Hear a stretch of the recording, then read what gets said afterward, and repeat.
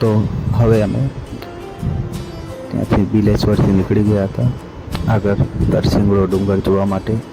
રસ્તામાં હિંગોળગઢ દેખાય છે, ઉપર સુંદર મજાનો કિલ્લો અને ચારે તરફ એકદમ કુદરતી વાતાવરણ લીલુંછમ દેખાઈ રહ્યું હતું.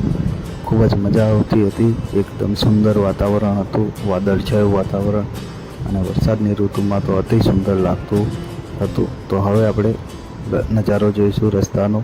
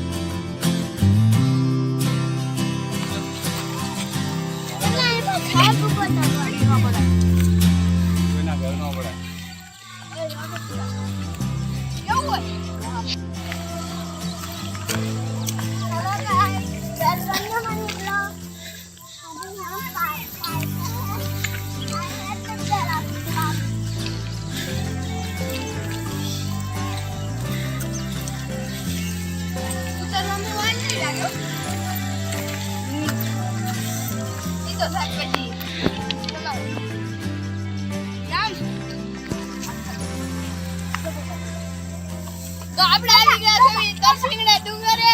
તો તમારે આવું હોય તો આવી જજો. તમારે સબસ્ક્રાઇબ કરી દેજો. બેલ નોટિફિકેશન ને ઓન કરી દેજો. આ થોડી ફી પડે છે, આપણે ચડી જઈશું.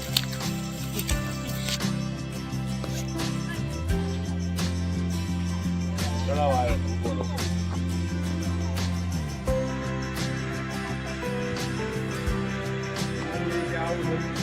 તમારે કામ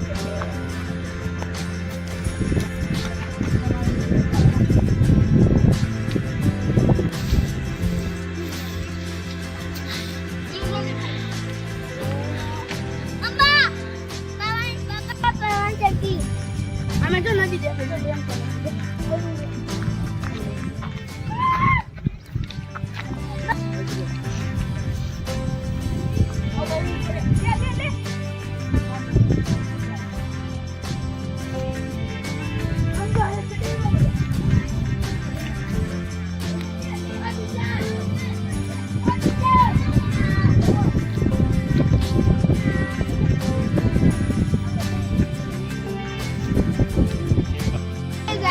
તરસિંગડા ડુંગર ઉપર આવી ગયા છે. તો અહીંયા એટલામાં જોવો કેટલું મોટું આ કુદરતી નજારો તમે અમે જોવા આવ્યા છે.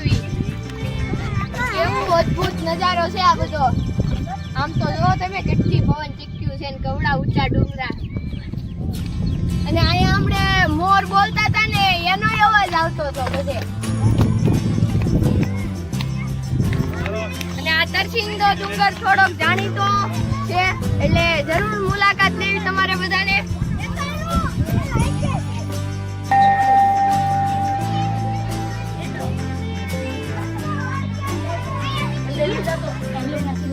તો આપણે ડુંગર ઉપર પહોંચી ગયા છીએ અને એક ખોડિયાર માતાજીનું મંદિર છે. તો જો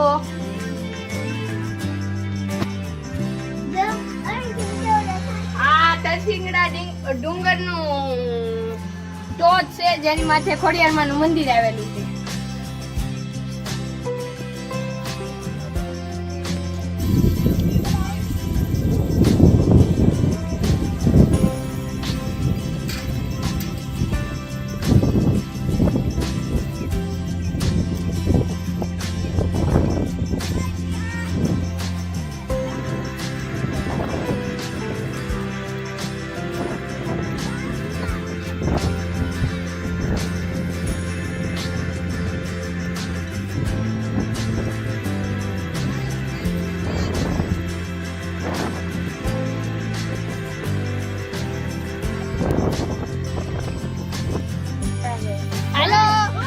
આપણે હેઠે આવી ગયા છે તો અહીંયા તો હવે ભીન જ પડી થોડીક અહીંયા ઢાળ હતો એટલે આરામથી હેઠે ઉતરી ગયા છે તો આ હવે આવડો આ જે જોયો ને આપણે મારી પાછળ છે ને ઈ ડુંગરો દર્શિંગનો ડુંગર હતો અત્યારે તો જો કામ થોડું ચાલે છે કોક પાસે ચડ્યું છે 2 જણા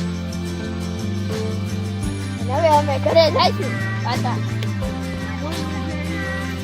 અને ખૂબ અહીંયા તો એટલી મજા આવે ને તમારે અહીંયા એક રહેવું હોય ને તો નાસ્તો પાણી લઈને અહીંયા વહી આવવાનું અને સાંજ સુધી તમારો થાક બધો જ ઉતરી જશે અહીંયા રહેશો ને એટલે